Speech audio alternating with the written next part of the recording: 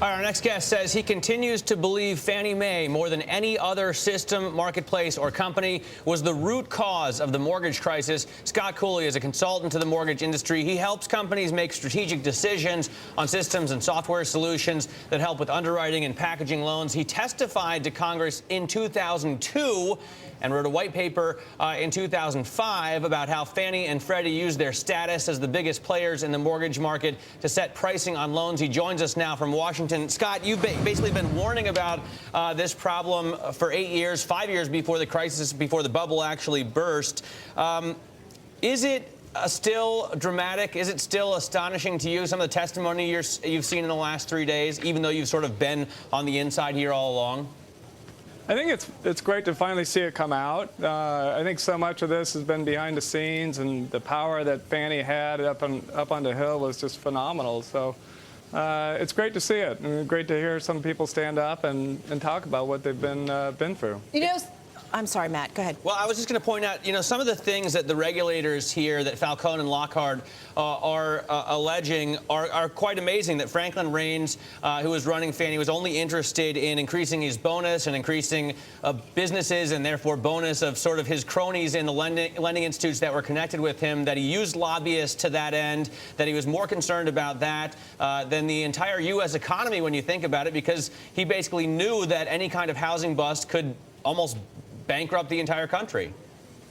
Yeah, I'd have to agree with all that. I was astonished when Mr. Falcon came right out and said that, Mr. Raines was there to terminate his career and made a few phone calls, and he was out on the street, and it was, within hours. And I have some personal experience with that with Mr. Raines as well. I've had meetings with him, and I had some run-ins with him because I was up there, up in the Senate chambers, and I was up there talking about the perils of Fannie and Freddie and what was going to happen, and the potential, the housing crash that I knew that was going to happen. It was pretty clear. I think a lot of us knew that it was going to happen.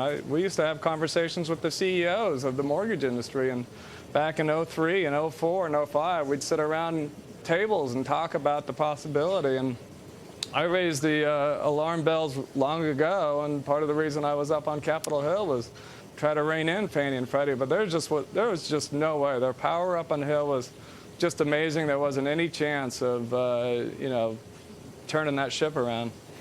Scott, who do you blame? We talked to Jim Lockhart, or Peter Cook did, the former head of OFEO. He said you can't blame Fannie and Freddie specifically, but they share some of the responsibility. I mean, would you blame Fannie and Freddie specifically here?